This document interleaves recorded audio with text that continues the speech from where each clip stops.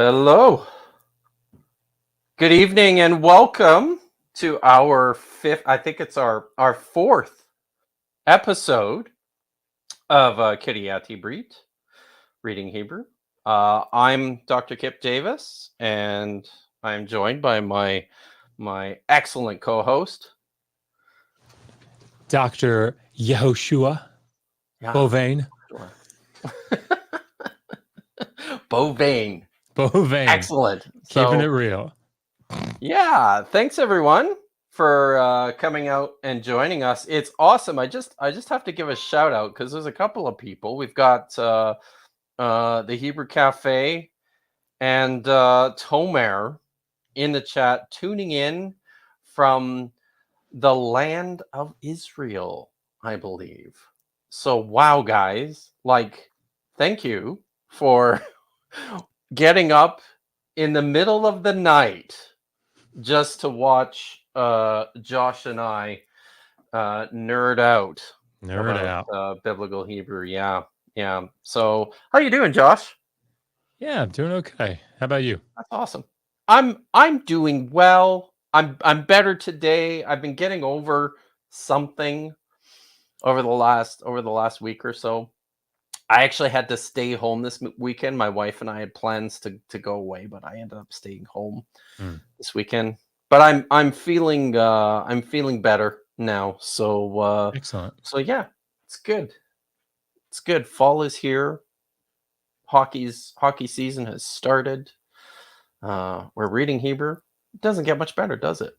Yeah, and I understand there was a video that you really enjoyed that came out. Yeah. Recently. So this happened, and this is something I think we just gotta talk about this, because I mean one of the things that we do here, I'd like to think, in our time on YouTube, it's not just educating and getting people excited about the Bible. It's not just helping people out who are trying to learn how to read the Hebrew language, but we're all about correcting misinformation around here too. And I don't know if you've noticed, Josh, in your time, you've been around a lot longer than I have in this space, at least. I don't know if you've noticed, but there's a lot of people who will say things on YouTube in Hebrew that clearly they should not. Yeah. That happens. It happens. It does. It happens. It happens. So, hey, sorry. It's nice to see Hussein Daud is live from Edmonton, Alberta. But I won't hold that against him. All right. So, yeah. So I guess I'll just get to it. I found this video showed up in my feed this last week, which is Ki Ori. I'm gonna restart that. Can you hear it? Okay. Difference between like a lion, which is Ki. Maybe I'll just set this up here before we start. Just to let people know what's going on, where we're coming from. So this is a video about the translation of a heavily contested word in Psalm 22:17. That's verse 16 in the English. I've done some work on this, so it's it pops into my wheelhouse whenever I see stuff like this. Yeah, I thought maybe we just play this and talk a little bit about it. Should we do that? Let's do it. All right. So I'm gonna restart it again. Okay, just so we get it all. That's good. Okay. Difference between like a lion, which is Ki Ori, or Kori, which is pierced. So sorry. I gotta stop it right there because what did he say? Like, Well, it sounded Ki like because my ori. light, maybe. Maybe that's it. Ki Ki ori. ori. Or the other word he said was Kori, Yeah. I think, right? So what would uh, is that? Now I'm confused. Could it be for my light and as a light? Huh. I don't know. I'm It's all a so journey. it's all a journey. Uh, so the passage itself in Psalm 22:16, the word in question um, is actually properly pronounced kaori, like a lion, is the is how the word appears in the Masoretic text. And I would assume if you it kind of looks like this guy did some work ahead of time in preparation for this video, and I would assume that if you're going to do that, you're going to want to at least figure out how to pronounce the words properly. Hmm. But yeah, and the other word I think he's searching for is karu, which is a verb, a third masculine singular verb, not kori, which is something else. I don't know. So, all right. Well, let's continue with this and see what he has to say. Difference of one letter, and that one Mm. letter is an aleph. Well, yeah, it's actually not just an olive. And this comes out in the pronunciation. It's either Kaf Aleph Resh Yod, or it's Kaf Resh Vav. So it's either the difference is either an Aleph plus a Yod, or minus an Aleph with a Vav. So yeah. In the Masoretic text, it is ki ori with the aleph, so it is like a lion. But if you look at the Septuagint, it says pierced. But we also had a I dead. don't know. So Pierced. That's what kind of does a it loose say way in to the translate that. Yeah. what does it say in the Septuagint, Josh? It's like to Offhand? dig, Yeah, like a well. It's used quite often as like to dig out a yeah, well. yeah. So The the pierced, the yeah, that's it, I it's a think strange way of saying it for sure. Now, so and I believe the Septuagint translation is uh maybe either misconstruing the word or is copying from an already corrupted text where the Hebrew verb is karu, which would mean also to dig. So, yeah. Sea Scroll, which Oh, is 4Q Psalm. see, I know something about the Dead Sea Scrolls here. a So thing this or is two, good. thing or two. A couple things. F, which has the Kaf Resh. There's no aleph there, so that's pierced. When you look Gotta at, be say, the Syriac Peshta, the Septuagint, say the translations, the ancient translations, it does seem to be leaning more towards along the lines of pierced. I think the superior reading here is probably pierced. Different. So okay. So did you catch that? He says that there's a Dead Sea Scroll, 4Q Psalms F, which is 4Q 88, where the text says pierced. Do you want to see it? Should we take a look at it? Let's do it. Just to see what we're looking at here. Okay.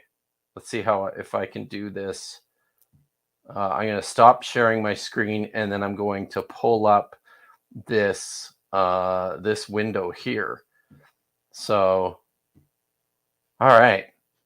So this is the fragment in question from 4Q Psalms F, and I'm just gonna blow that right up so we can see it. So you see that okay, Josh? Yeah. All right. So verse 17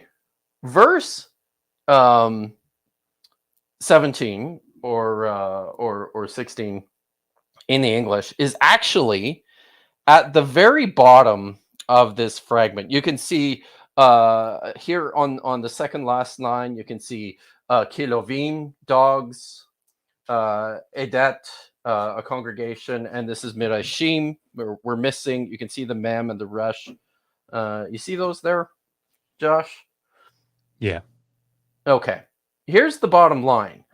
Now, what we have here is on the right hand side, you've got what looks like the top part of a hay, followed by the top part of a kof, and then probably a yod and probably a pei, and then probably a noon and then a yod. So this is the verb right before what is it? It's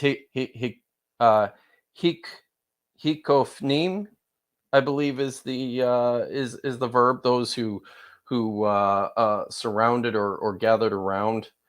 So we have that much. So the word in question, the word, whether it's ka'ari or karu, is right beside it. Do you see anything there? Um. On the bottom line,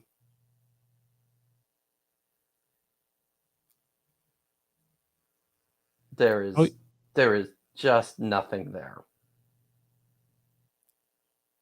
It's literally nothing. It's a tiny little ink speck on the bottom edge of the fragment. Oh yeah. Okay. But there's like the word is missing. It's just So that it's confirms that it means pierced, like in it crucifixion. must. Right? It Yeah, must. okay, got it. Right. So and people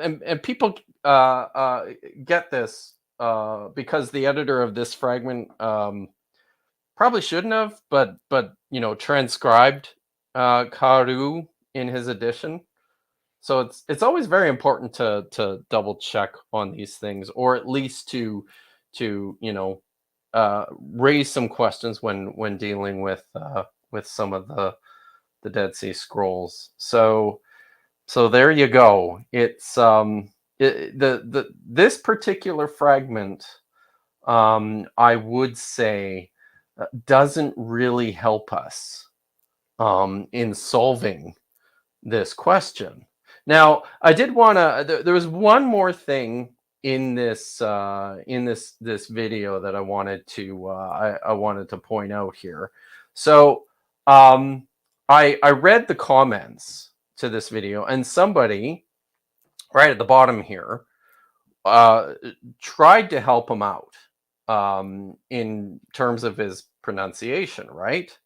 So I don't know if you can read this, but at the bottom, this commenter says, "Wouldn't the difference here be in the yod? Because it's and you can it's probably can I? Oh, there we go. Here, let me just bring that up. Here's Look what he at said. you, huh? Huh? Hey, look at that. Wouldn't the difference here be in the yod? Because it's and he types it out correct, like based on how it was pronounced. He types it out ki ori as opposed to kori, but those aren't the words, right? So Right.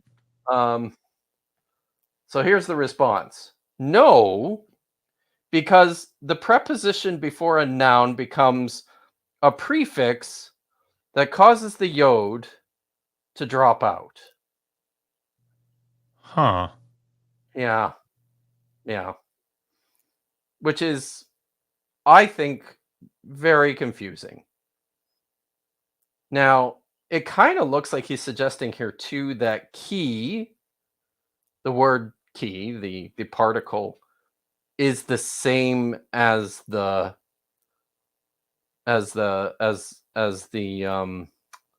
the prefix preposition ka, which as far as I know, I'm pretty sure those are actually different words. You think those are different, do you? I think they might be. In You know, fact, I'll take a poll, ask around, check with some friends. I know some people. sure enough. So, but there you have it, people. That's that's our installment for this month of bad Hebrew on YouTube. So, I mean, I think, probably the takeaway at least is to recognize that, one, it's complicated, right? You were talking yeah, about an article that came out a couple years ago.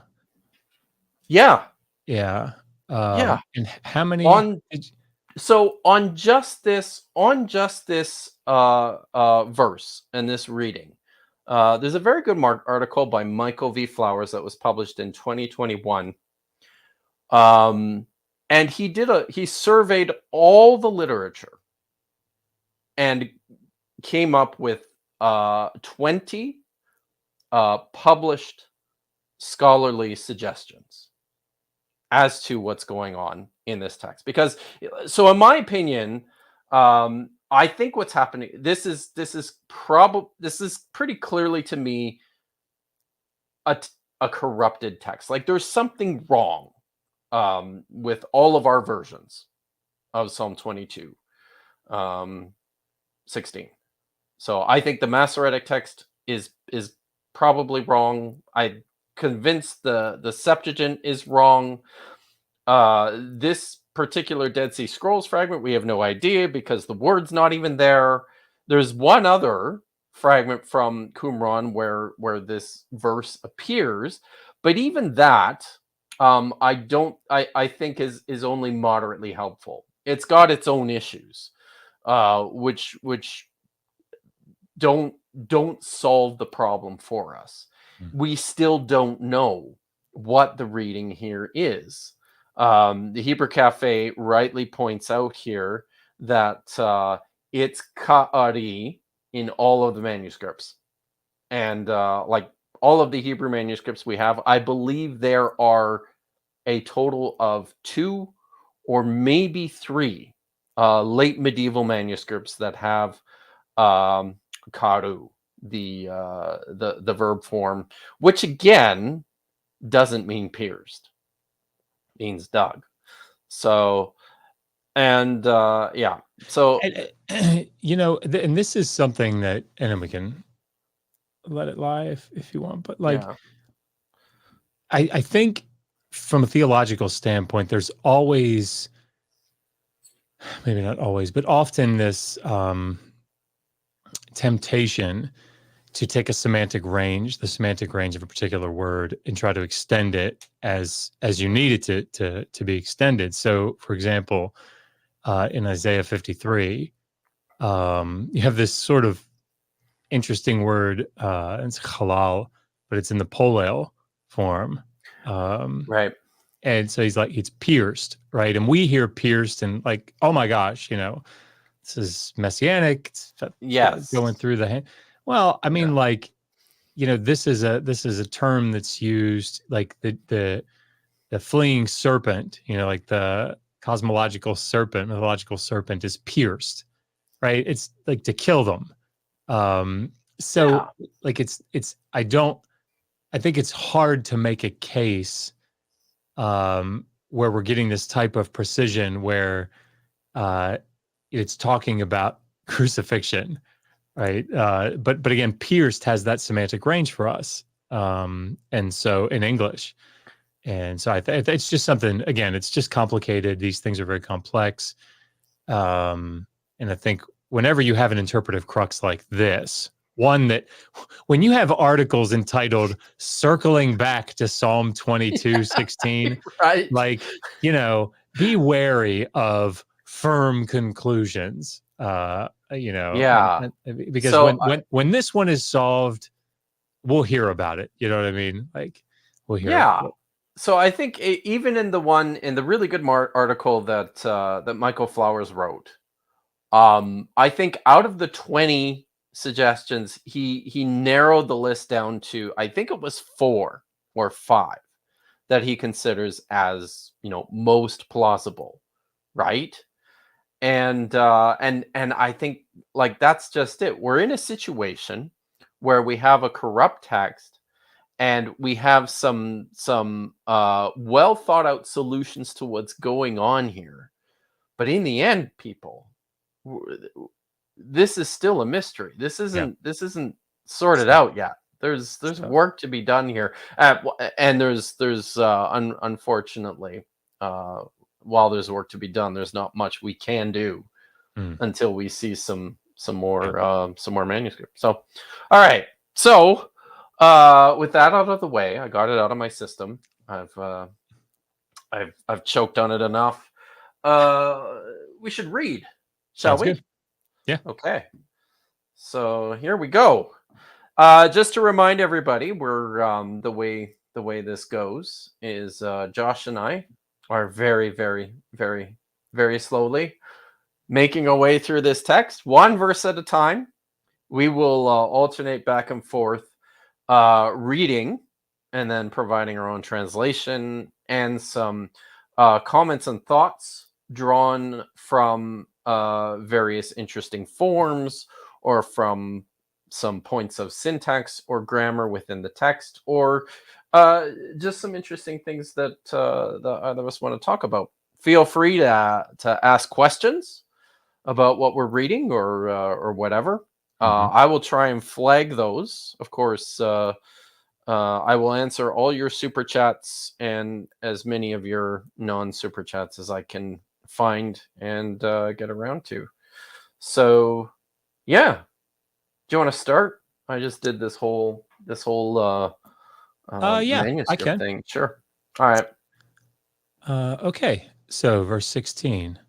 Vatikod bat sheva vatishtachu lamelech vayomer hamelech malach. Which I love. I just love it. I know, me too. Me too. That's my favorite part. I want to translate it. What's up? Because it's like if we did it sort of it might be like, what you got? Actually, so you know what? I just translated it. What? He's an old man. He's an old man. He's sitting in his room, and you barge in. What do old men do when you barge into their room? What? Oh my gosh. All right. And Bathsheba bowed down and she worshipped. This is such a fun form. I know it. So this is a Vav consecutive Hishtafel. And it shows up like this verb shows up a lot. But it always takes this sort of weird form. And in fact, I was looking back several days ago, but I think the first common forms is, so it would be like eshte, let's see, eshtache, tishtache, tishtachi, yishtachu. I think I'm getting these right. Yishtachu, tishtachu. Don't ask me, man. Or tishtachu. Anyway, it's just it's fun, but it shows up in these passages where we've got worship going on. So Bathsheba bows down and worships. Lamelech, so marking the object here. And the king said, like woodenly, which is how we would start, what do you have? What is to you? And I think probably, there probably is, some of that nuance that you're pulling out, right? But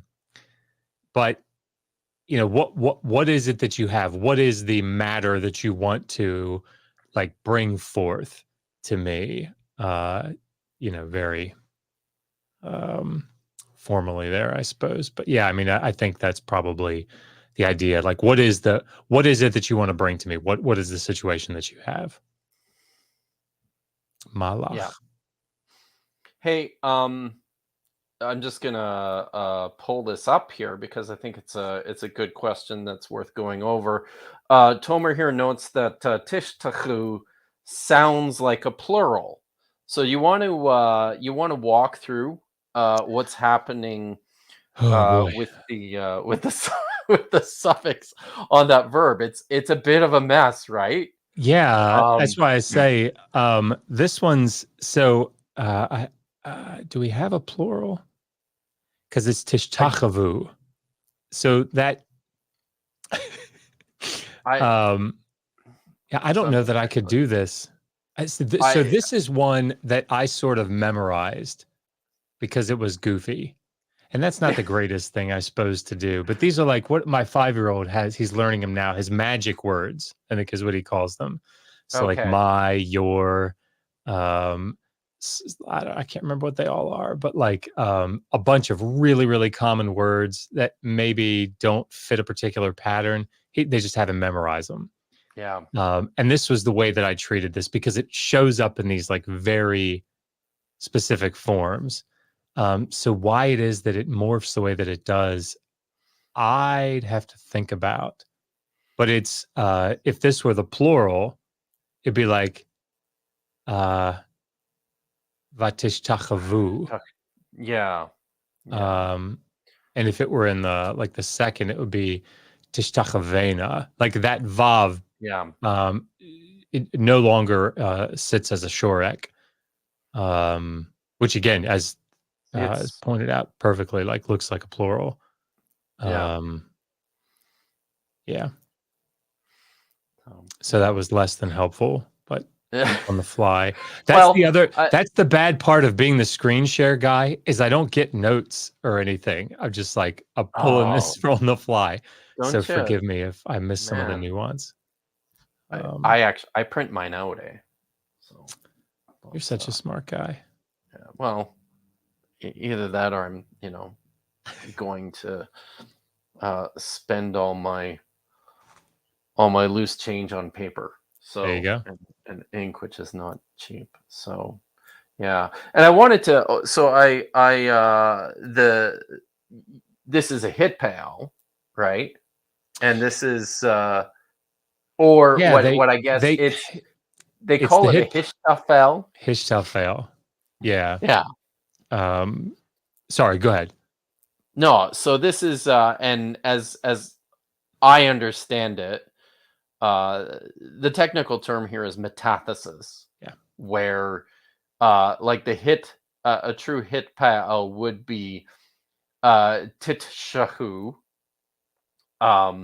but because of the ease of pronunciation or the more complexity of pronunciation there, it probably morphed into something easier to pronounce tishtahu. So very often you see this kind of thing happening with these forms and consonants like the she. These sibilants, when you have a sibilant, Sibilants. like a There you go. samic or a scene or a sheen or something, it'll metathesize. You're absolutely right. Yeah. And they call it its own special Hishtafel form. That's right. Yeah. So awesome. Yeah.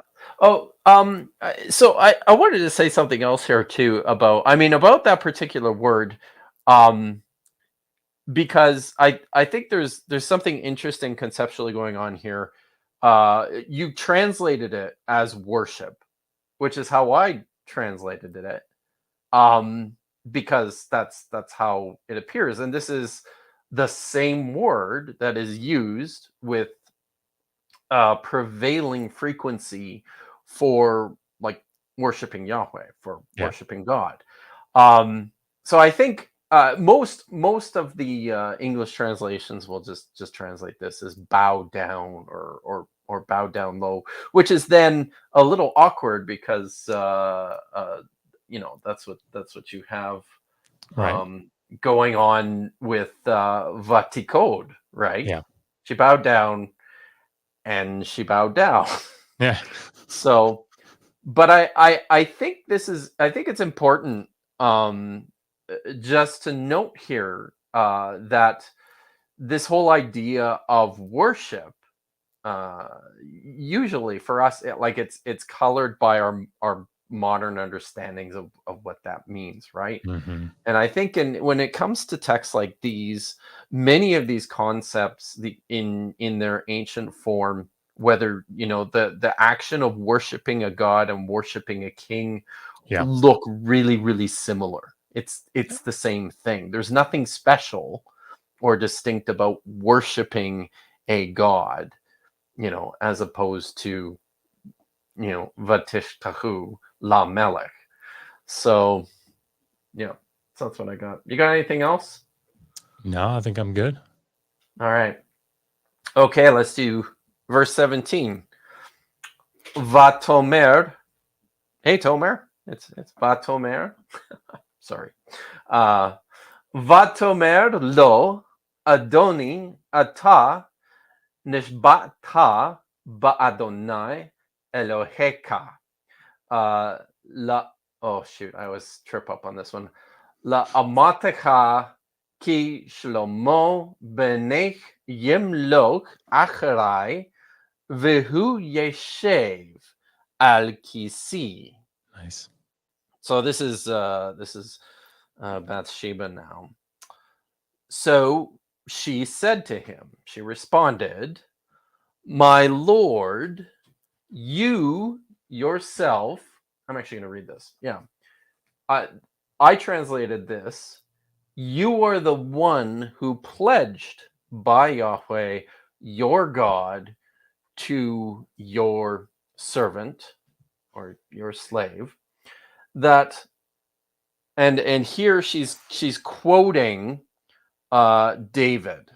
So that Solomon, your son, as in her son, will rule after me, and he is the one who will sit on my throne.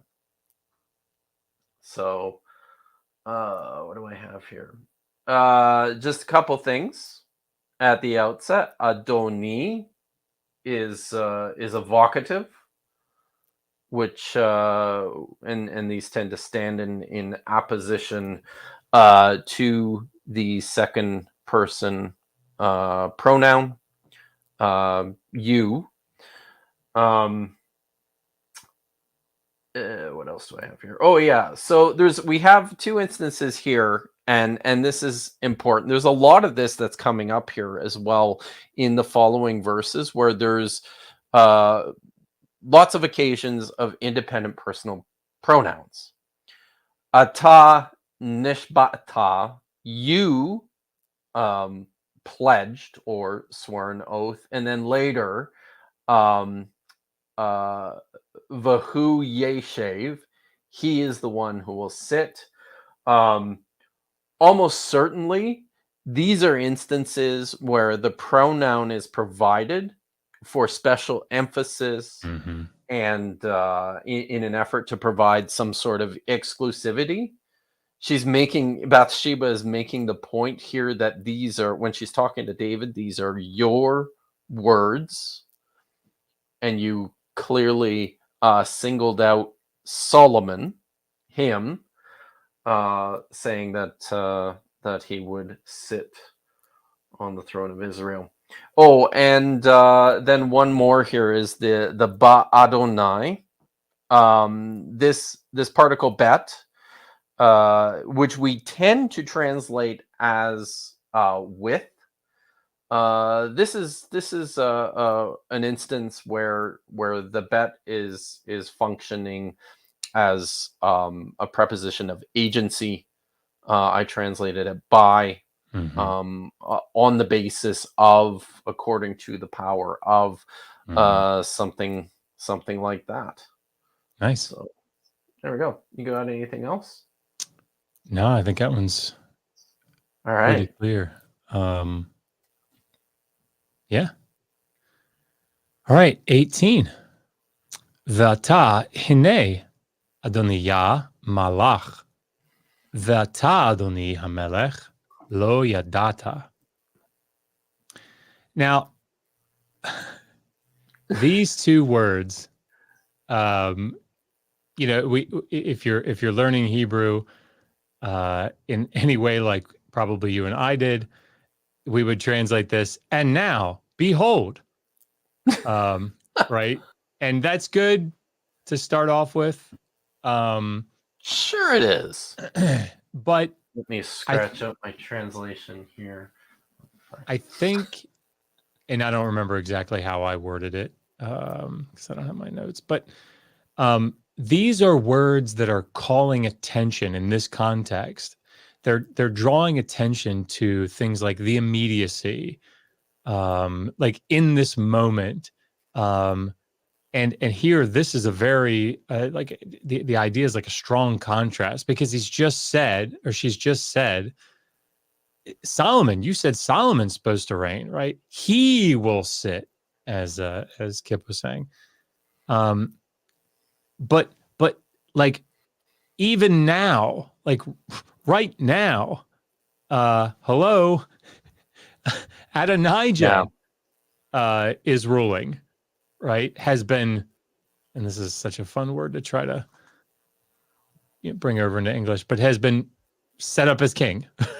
Yeah. And I would imagine that these are deletions, but it doesn't matter. And like, how do you bring this over? And even my lord the king didn't know or doesn't know, or probably maybe a better way to do this in English would be like, and now look, Adonijah has been made king, and my lord the king doesn't even know. Yeah. And that's the idea, I think, behind this, is that she's trying to draw this strong contrast. You said Solomon was going to reign, but what the hell? And as we're going to see when Nathan comes in, like, he's going to draw, hey, did you say that he's supposed to be ruling? Because, in case you didn't, Shit's going down. Yeah, it's real. Right? So it's happening. So just some, quick grammatical things to point out. By the way, Lambden, I mean, I'm sure other people have it as well. Lambden's got a really good section in his, again, dated grammar now, but on Hine, going through a lot of the different usages of it. But, pointing out this pausal form. So this we would expect to be comets patach, but here it's comets. It's because it's a pausal form. What else? And notice the use of the perfects here. The way that I'm translating them into English, it's sort of like a present idea that I'm using because that's sort of how we would do it, like he's ruling. But it carries with it that idea of something that was established in the past and is, in action now. But here, and my lord the king didn't even know, like, you didn't even know. But again, he's just out perfects. So sorry, I zoned out for a minute, but did you mention, did you suggest that we could translate that one as a pluperfect, the malach? Yeah. So yeah, he has been made. Yeah. So cool.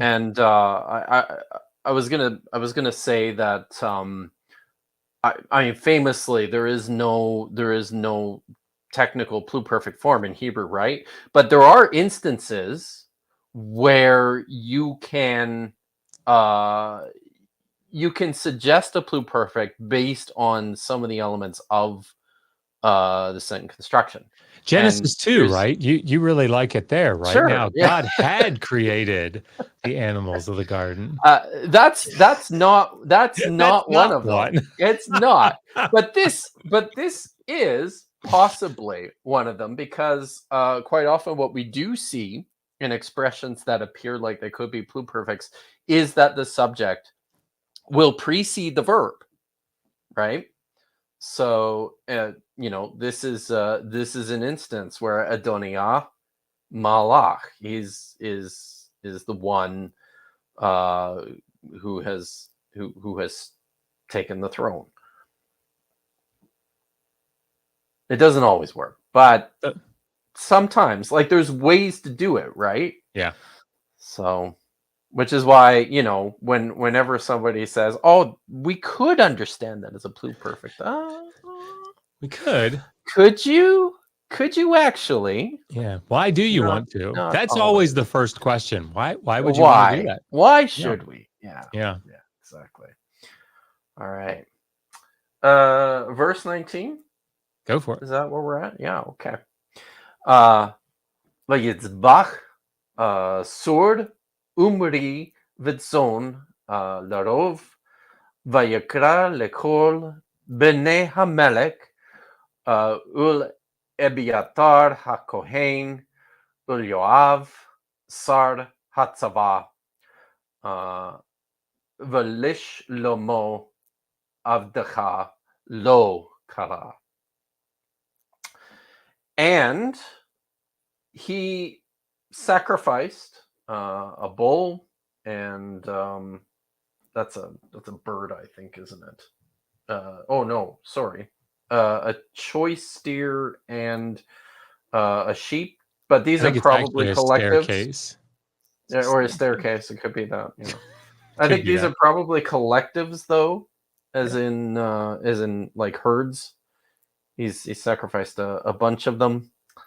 And it says here too in great numbers, in abundance. I said with larov.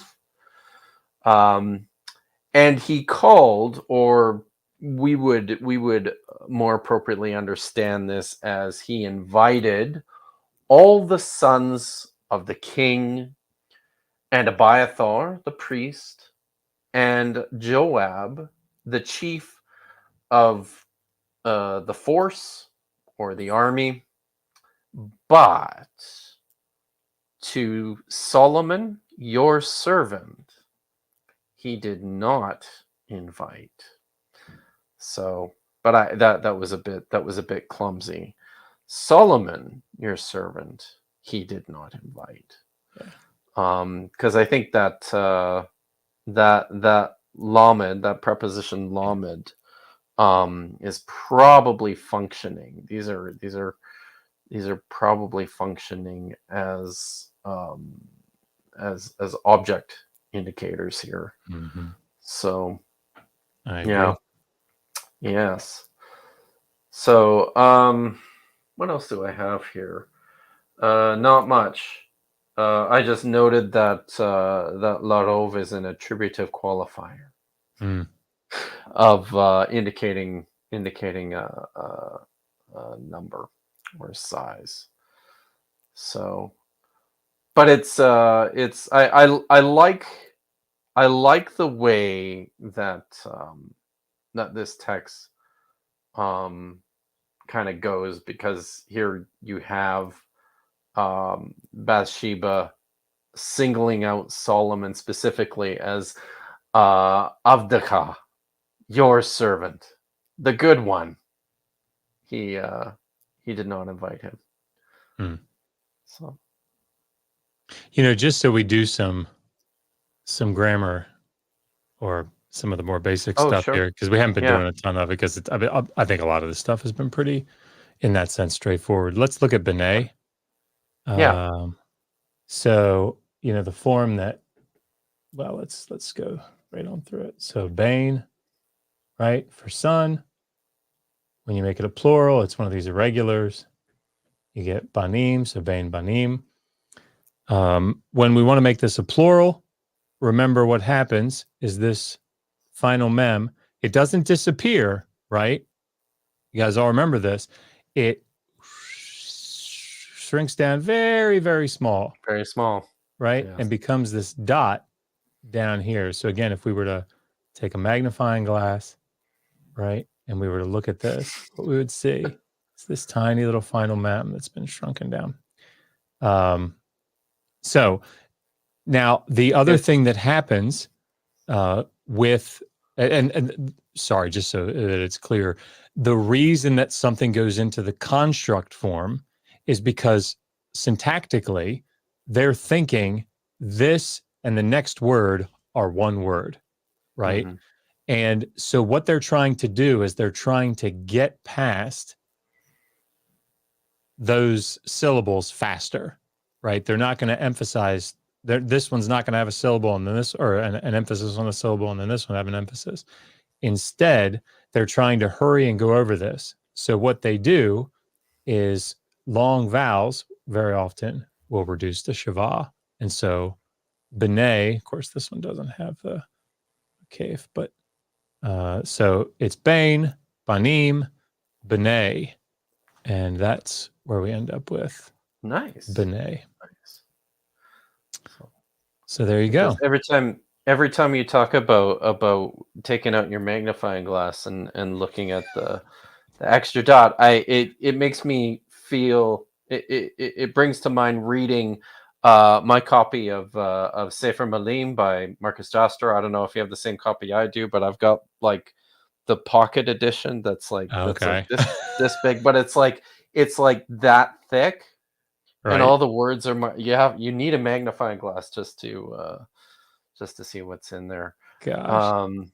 I did want to just pull this up. This is interesting. Tomer is also reading along in Targum Jonathan, and he notes that Targum Jonathan renders Meri as pitimin, fattenings. So Nice. cool. Yeah. Excellent. All right. Yeah. So that was 19, right? Yeah. And I think, Okay. why don't we try to get through 21 tonight? Yeah, let's do that. If that works. Yeah. All right. So 20. Vata Adoni Hamelech, Einei Chol Yisrael Alecha, Lehagid Lahem, Mi Yeshev Al Kisei Adoni Hamelech Acharav. Come on, somebody. Nice, man. Y'all don't want to hear me preach up in here. Now you, and I would imagine that this is a note that says that some manuscripts have ata with an ayin. That's what I would bet. Oh, yeah, probably. Yep. Now you, my lord the king, the eyes of all Israel are, no linking verb here because I don't have one, right? In Hebrew, not linking verb in the present, are upon you. For what reason? To like to report or to tell or to announce to them who will sit upon the throne of my lord the king after him.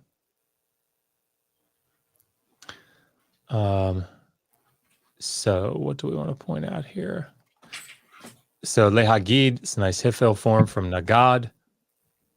So agid, tagid, tagidi, yagid, tagid, nagid. This is the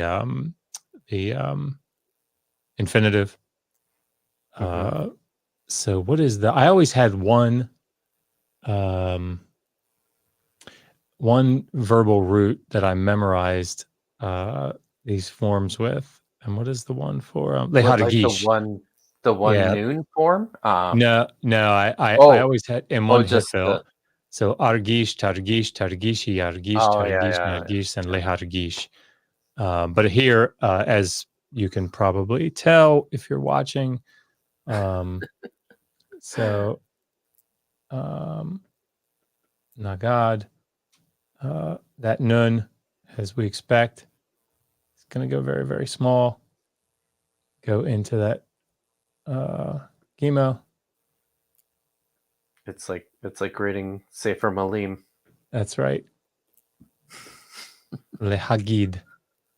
Lehagid. Oh, and yeah, they've got a what do they call that? Matris Lectionis, I think is how it's pronounced. The mother of reading. Oh yes, Lehagid. yeah. But let's see what else. Anything else in here? So notice that me here. You know, we all memorized. He is who is he is she. Me is who is he is she. That's what it is. Me is who is he is she.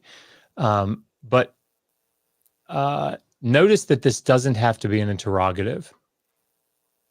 Like it's not she's not asking the question, who will sit? Who will sit? No, she's not. And so it doesn't have to take an interrogative sense. Yeah. And we've seen Yeshev several times. Acharav, these are, again, forms that you want to at least, I think, again, if you're in your, like, end of your first year or you're in your second year of Hebrew, well, maybe I can't remember when we did these, but it's always good to memorize these plural object suffix endings. Yeah. Because they just show up so often. So acharai, after me, acharecha, acharaich, acharav, achareha, and so on. Mm-hmm. What is it that I don't, did you do this? Sorry, I'll stop in a second, but Sure. the li, lecha, Lecha, lach, leach. and I think I got a room here, but li lecha, lach, lo, Yeah, la, lanu, lahem, Yeah, lahem, lachem, lachen, Yeah. lahem, lahen. We used to have races. We didn't race. Well, you know what? You're just not as cool. I'm probably not.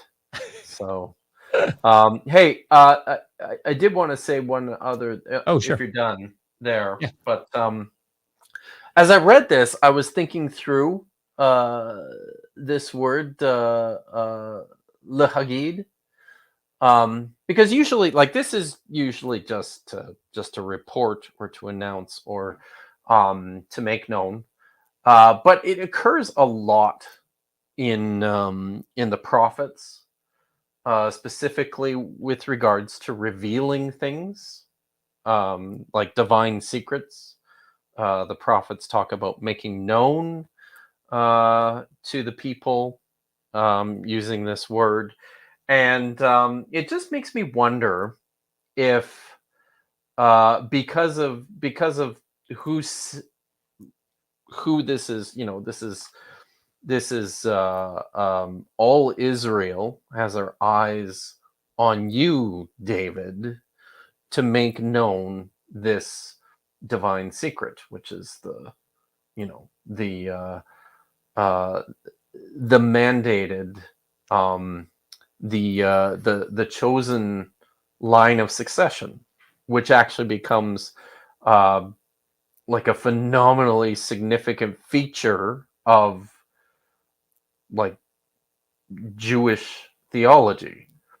So it's not, it's just, you can naturally read this as report or make known, but I do wonder if there's some force here of recalling back to that prophecy from 2 Samuel chapter 7, where Yahweh promises that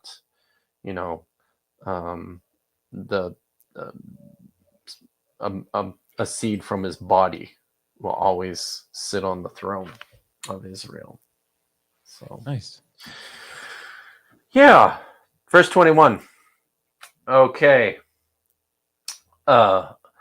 V'haya kishkav Adoni Hamelech im avotav v'hayiti ani uvni shlomo chataim. All right. So this is so it's a bit awkward, this construction here. I translated this. I thought I worked through this a little bit in my head, but the sense of this is in the form of an adversative expression. Otherwise, it will be otherwise when my lord the king lies down with his fathers, then I and my son Solomon will be the word here chataim is literally sinners, but it's got with it the force of being pariahs, or being on the outs, being in serious danger, Yeah. as a result of this situation. Yeah. So yeah. The translation, when you lie down, is vahaya kishikav. So this is an infinitive, again, with the prefixed kaf, usually meaning as or like, but in infinitive expressions like this can be taken as temporal, indicating a time period. So what else do I have here? Well, if we could just real quick, when we do those constructions, so you'll have like a kaf or a bait, and then you'll add to it the infinitive construct. Whatever is after it is your subject. So the way that you read these is when this thing did this. Adoni Hamelech. Yeah. Yeah. Yeah, that's perfect. So I call it the swing. The swing. But because this thing, it's not something that is unique, to just to Hebrew, like it shows up in other ancient languages, this form or this construction. Yeah. True. Sorry. Oh, I wanted to no, that's fine. I wanted to draw attention here too to this expression, v'hayiti ani uvni shlomo. You'll notice you've got the first person verb there, v'hayiti, and then it's followed right away by the pronominal suffix. Now, the pronominal suffix is needed there, and in this sort of a construction, it's conceptually plural, right? I and my son, when this happens to us. But in Hebrew, and I have a note here from Joanne about this as well, when a second subject is added to a pronominal subject virtually contained in a verbal form, the resumptive pronoun is needed.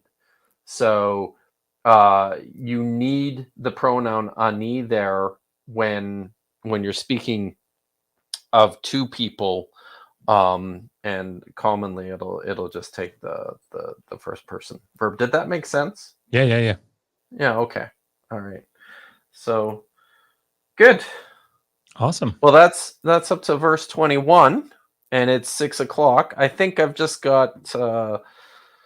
Let's see here. So there is one question here.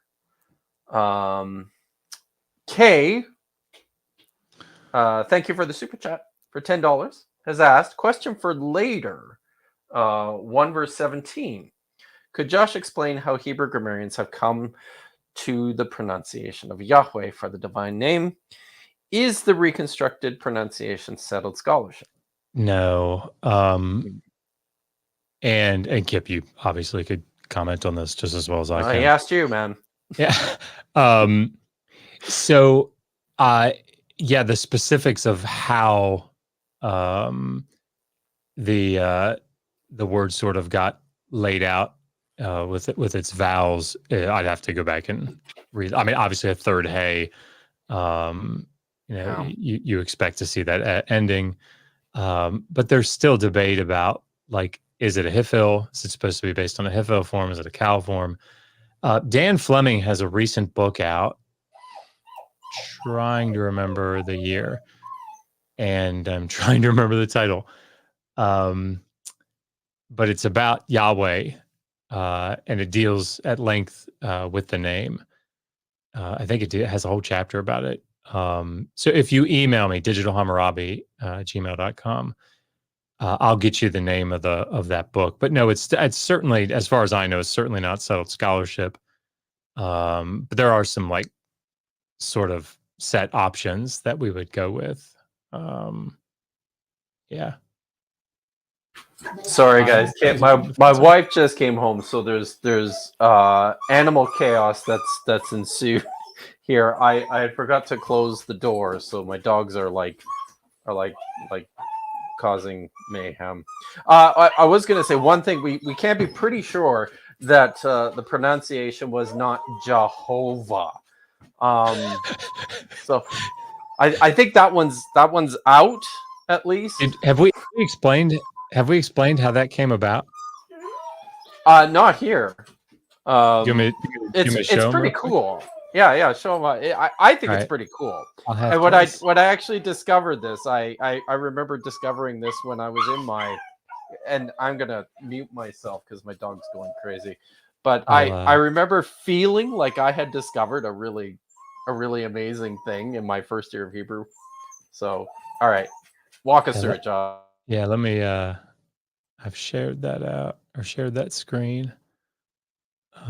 If you can, you'll have to share it because yeah, there we go. Oh, and you might want to drop the super chat down just for a second. Okay, so I've forgotten what I was doing. Oh, yeah, okay. So the four letters of the Tetragrammaton, the divine name, they didn't want to pronounce it, and there is a thing. There's something that happens in the Masoretic text tradition, where out in a column, in the empty column, if they have a variant reading, a different way that something is pronounced.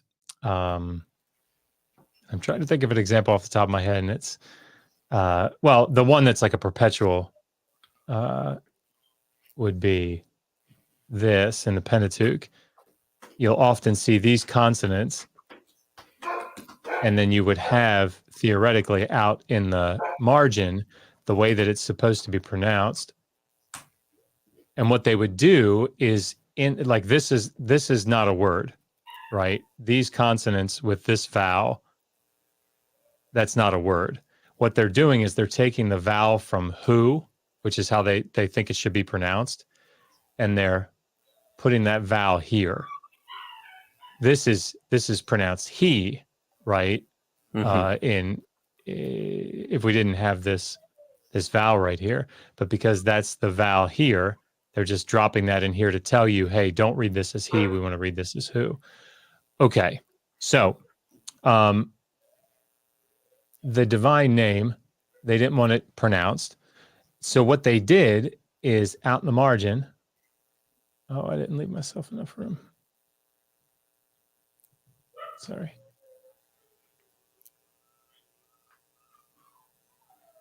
That's supposed to be Adoni, not Achni. But no, it's good. We're all good, man. There we go. Nice. Okay. Perfect. So the vowels for this, Adonai, right?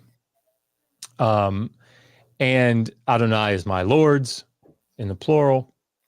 And so what they did is they transferred these vowels.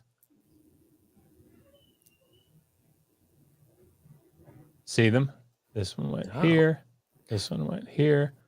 This one went here, right? And why did they do that, Josh? Because what they want to do is they want you to look, they want the reader to look at this goofy ass construction and go, what the hell is that? Oh, wait, that they want me to read Adonai, right? They want me to read the consonants that vowels. go with these vowels. Yeah. However, let me just take all this away. When they showed up, what is it? Was in like the 17th century? I can't remember, 16th century. Yeah. Because this is not a guttural, it doesn't get a composite shava, so they just put a regular shava there. And so they read this amalgamation as yeah. Well, it works, right? Right? Ho. Yeah. Ho. And then this as a consonant, Wow. va. Yehovah. When really, they wanted you to just say Adonai, that Yehovah is not a word. But that's where it comes from. So it's going to, of course, later on, this gets turned into a J. And see, anyway, pretty. All pretty I cool. can think about whenever I see this now is Indiana Jones going, but in the Latin alphabet, Jehovah doesn't start with a J. Right. It starts with an I. Brilliant. It's a good line, though. It really Yeah, is. it is. All right. Cool. All Awesome. right. Well, thanks for coming out, everyone. Hanging out with us for an hour. I hope everyone had fun. I had fun. Looks like everyone in the chat is really stoked about Nehemiah Gordon right now. Do you know who that is? I don't know No. who that is. Okay. Should I check out who? But he sounds Nehemiah quite Gordon is? fetching. He does. Yes. So, all right. Maybe I will go watch some Nehemiah. Oh, actually, there's a hockey game on. So that's what I'm doing tonight. Nice. Cool. All right. Well, thanks everyone for coming out. Hope to see you next time and 2 weeks when we continue in First Kings. Thanks, guys.